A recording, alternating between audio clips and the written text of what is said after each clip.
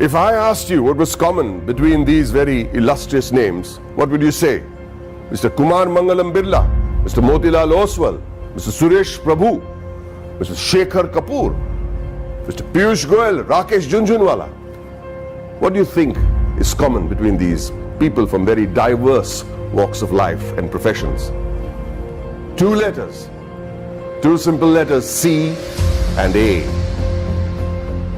Two letters so powerful that if you join them and put them before a name, it not only becomes a professional qualification, but it represents willpower, dedication, intelligence, and the ability to march on come what may. To the rest of the world, these two letters mean chartered accountant. But to me, it means something completely different. Committed achievers. Let me tell you a story about a committed achiever.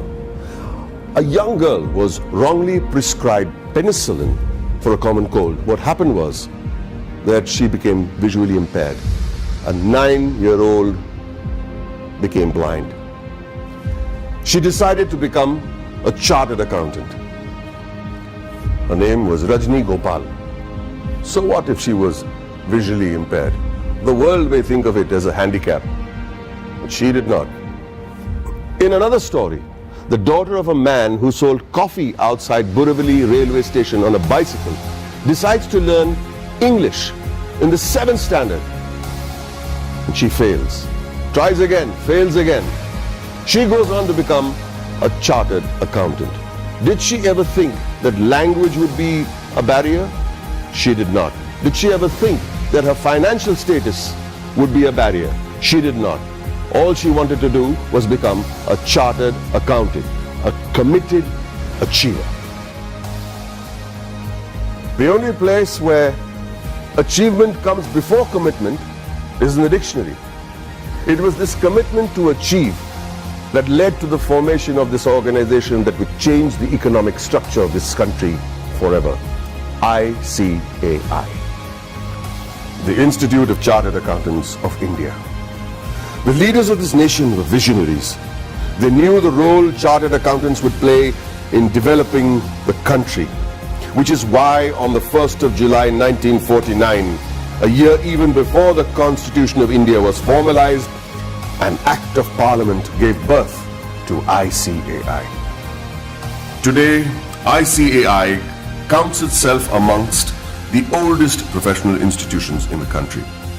Born as a regulator of accounting profession to aid the economic growth of the nation, it is the second largest professional accounting and finance body in the world in terms of members, with a current roster of about 2.5 lakh members and counting as I speak, with a presence of about 71,000 female chartered accountants and 3.5 lakh girl students.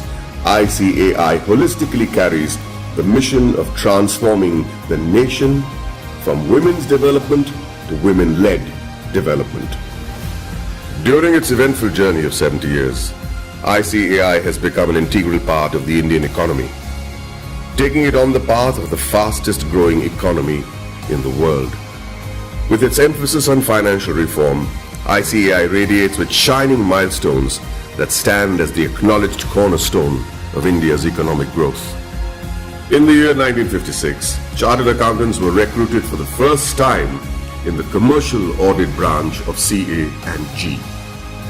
Many of you may not be aware that many accountants were part of the Indian freedom struggle, like First Lady Auditor CA HARSHITA, who participated in non-cooperation movement on the call of the father of our nation, Mahatma Gandhi ji.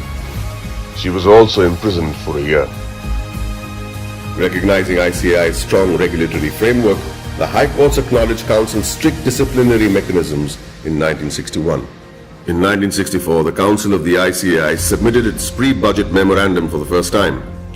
The memorandum contained useful suggestions for reorientation of taxation policies and procedures to the Finance Ministry. The process was so helpful that it is being practiced ever since. In the 70s, the ICAI started rendering free advisory services to SMEs and small taxpayers on maintenance of accounts, tax paying, and other financial matters. Not only did it enhance the financial literacy of businessmen and citizens, more importantly, it started the industrial growth in the country. It also collaborated with the government to enlarge the scheme of scholarships.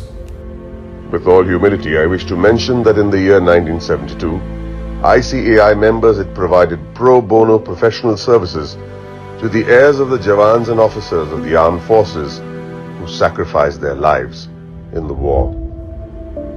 Complete exemption from tuition and registration fee of the institute was also granted to the children of Amar Jawans and officers.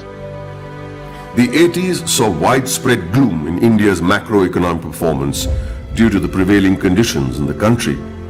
However, during the period between 1980 and 1990, the economy began to improve and growth rate accelerated.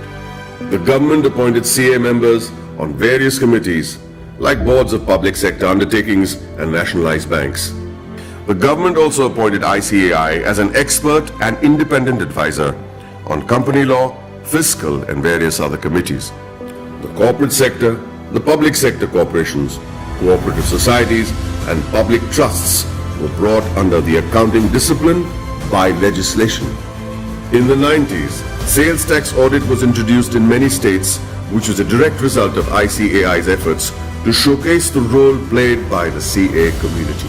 ICAI developed a research center in the form of a non-profit company to be named as Accounting Research Foundation. It was during this time that the government recognized the ICAI as the sole recommendatory body for setting accounting standards in the country. 2000 and onwards marked the period when many MRA MOUs had been signed with many international bodies such as ICAEW, CPA Australia, Ireland, CICA, etc. ICAI was granted recognition by IGNU as a research center for the benefit of its members and employees to pursue doctoral research from IGNU. eSahayata was launched as an electronic service for members and students of ICAI to provide prompt services against their queries, complaints and grievances. In 2007, ICAI decided to recognize the CA leaders in industries, which gave birth to a glittering awards function. In 2009, ICAI was awarded the Recognition of Excellence Award by the then President of India, Srimati Pratibha Patil.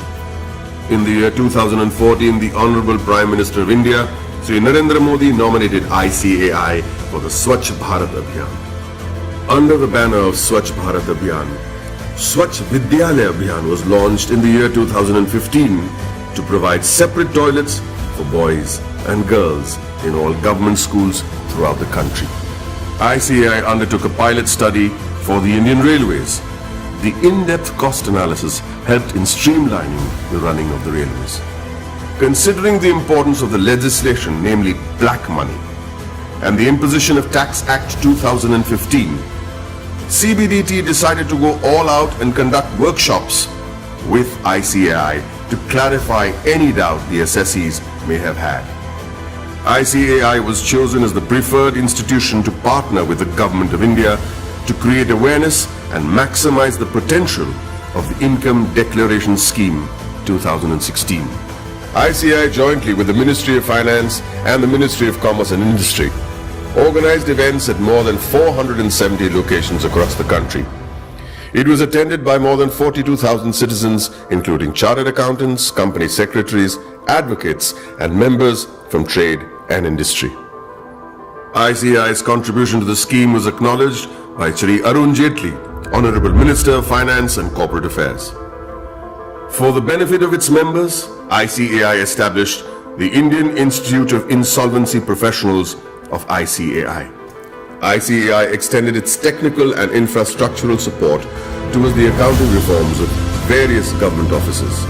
This meant moving from cash to accrual system of accounting after assessing the tremendous positive impact on national financial reporting. It was also an important year for the Indian economy, with GST being touted as the game changer, leading to one nation, one tax. ICAI, as always, was there to partner the government towards effective and smooth implementation of GST throughout the nation. As a result, ICAI and CA members became a proud knowledge partner for GST success. For a clearer understanding of GST, ICAI carried out more than 3,000 programs benefiting more than 2.5 lakh participants. ICAI also established GST Sahayata desks all across the country to facilitate small businessmen, traders, shopkeepers, and the public at large. ICAI has created a milestone by launching various incubation centers. In line with the Prime Minister's vision to support startups, ICAI is providing massive platforms to help CAs start their businesses. Not many people know that there is an accountancy museum in India, or that the ICAI is the first accounting body in the world to start a digital accounting and insurance board, or that there are 3 forensic labs in India to monitor financial bungling and frauds. With this, the ICAI is keeping its eyes and vision firmly on the future. The ICAI has a very strict code of ethics. Its motto is taken from the Upanishads, Yayeshu Sapteshu Jagriti, which translates as the one that is awake in those that sleep. Here's to the guardians who stayed awake and protected us while the rest of us slept. I'd like to salute this institute for the work it has done in the past 7 decades and wish them the very best in the years to come.